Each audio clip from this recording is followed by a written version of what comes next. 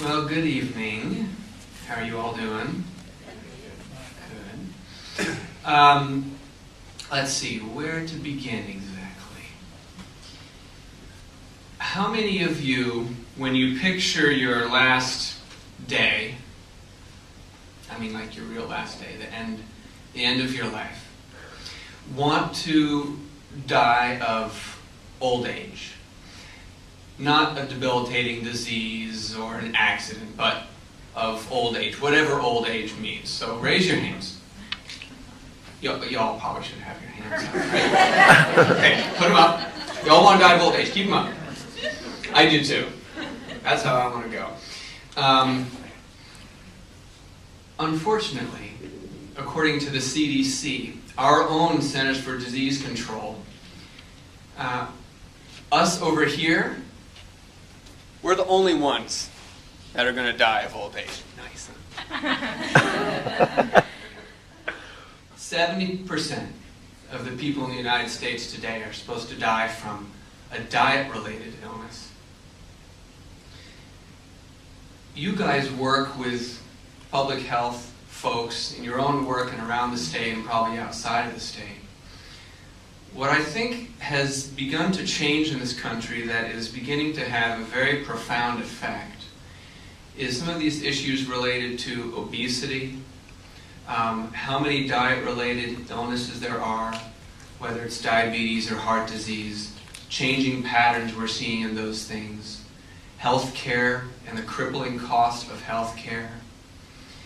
And you're seeing folks like our First Lady, Michelle Obama, draw attention to these issues with her Let's Move campaign. The United States Department of Agriculture with Kathleen Merrigan as the second in command and Tom Vilsack as the main secretary, folks who believe in these issues and know about them and are turning this huge monstrosity of the USDA just a little bit toward the direction that all of us work in.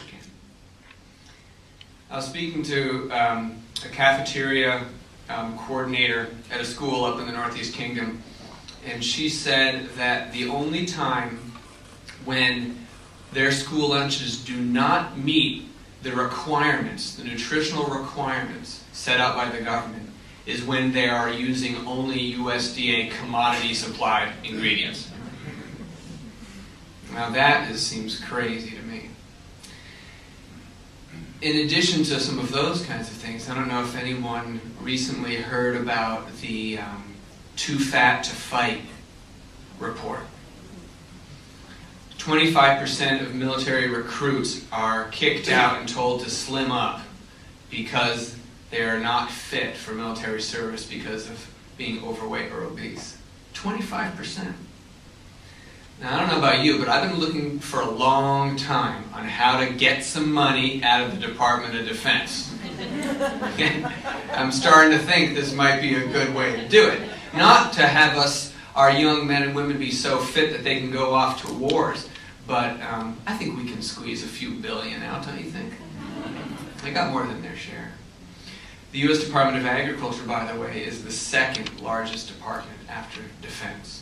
So we got them both now in the palm of our hand. Another report that just came out recently that is another example of a shift in thinking is Obama's Cancer Council report. Did you guys read that at all or see that? Okay, it's just a couple of days ago or a week ago maybe. One of the things in there that it talked about was how 6% of cancer deaths in this country are directly attributable to toxins in the environment. They expected that perhaps more would be also, but that was what they could really nail, that 6%. The primary source of those toxins was our food supply and our water supply. So their call to Obama, who set this council up, was to use his power and his influence to remove toxins from our environment, first from the food chain. They said things like grass-fed meats in there. I don't know if those words have been uttered before around this issue. They talked about local food systems in there. It's quite amazing. And so if you take all of these things together, what you're beginning to see shift in this country is not that people are necessarily connecting to it through sustainable agriculture, which for a lot of people is a pretty remote concept. Here in Vermont, we're surrounded by it all the time. We all drive past farms. We all shop in places where we see local produce and other products. So it's something that we live with. The rest of the country isn't like that so much, not nearly as much as it is here.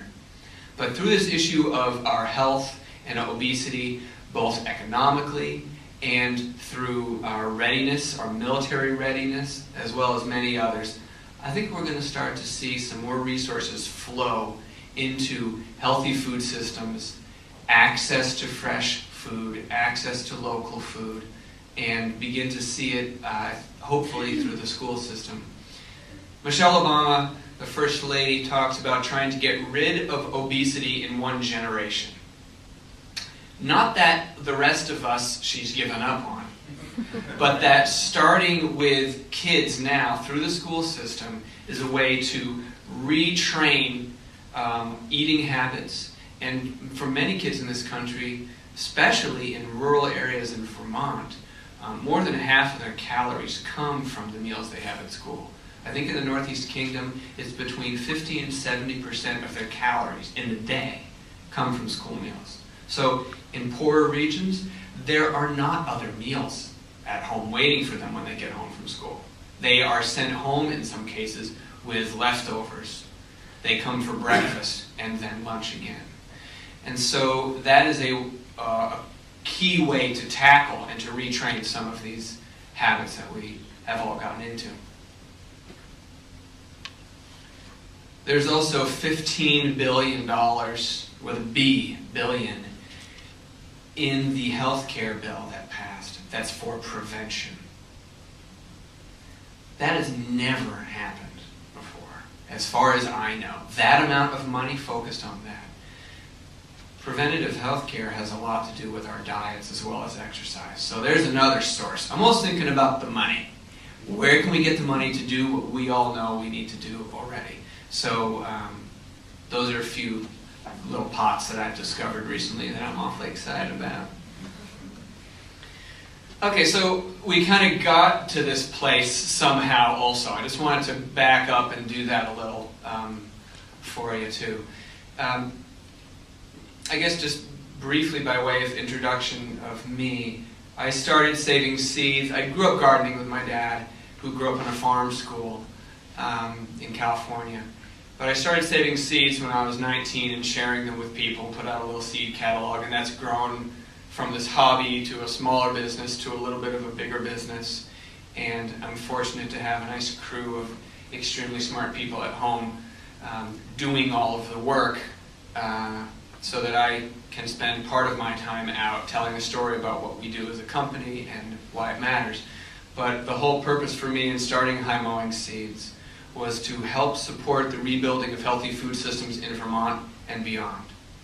And to me, I'm very food system centric. You know those people that you talk to that always bring everything back to a certain topic and you get really tired of it after a while? That's me. And I think that you can solve, I think the food system causes most problems and can solve most problems. So I'm going to give you a little bit of historical perspective on that, and then love to hear some of your questions.